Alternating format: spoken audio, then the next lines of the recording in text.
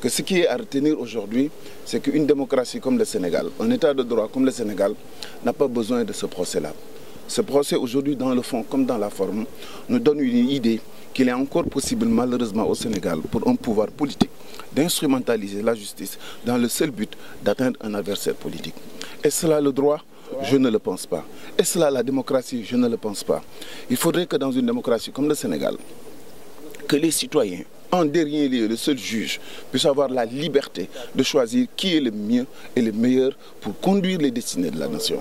Et tant que quelqu'un s'interfère dans cette liberté, je crois que c'est en ce moment-là qu'on parle de dévoiement de l'état de droit et de dévoiement de la justice tel que nous le voyons aujourd'hui, et c'est malheureusement le cas au Sénégal.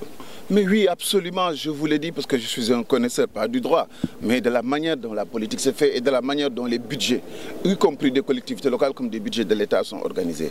Je dis que le faux en écriture budgétaire et financière ou en écriture comptable est une tradition administrative au Sénégal. Vous savez, cette année-ci même, nous avons 200 milliards qui sont logés dans l'investissement de l'État du Sénégal et qui ne servent qu'à payer des salaires d'instituteurs. Qu'est-ce que c'est que cela? À la fin, les lois de règlement vont être camouflées, calfeutrées pour pouvoir ne pas faire transmettre. Et à la fin de l'exercice, on ne verra nulle part 200 milliards être utilisés dans de l'achat du matériel ou dans des infrastructures. C'est quoi cela?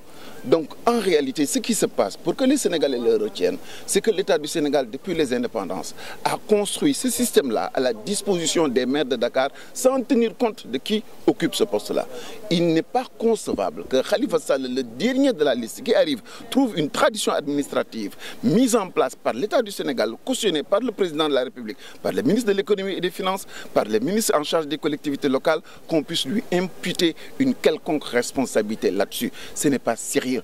Il faut que l'État du Sénégal assume ses propres turpitudes et ses propres erreurs. Si on doit corriger et améliorer notre dispositif, alors c'est tout en amont, c'est dans le budget de l'État que plus jamais 200 milliards ne soient pas logés dans de l'investissement qui n'existe pas, alors que ça sert pour payer des salaires juste pour entrer dans les critères de convergence de l'UEMOA. Cet État-là est spécialiste de l'usage de faux en écriture budgétaire et comptable. Et de ce point de vue-là, il est disqualifié sur ce dossier-là pour rechercher des poux dans la tête de Khalifa Sall, puisqu'il n'en existe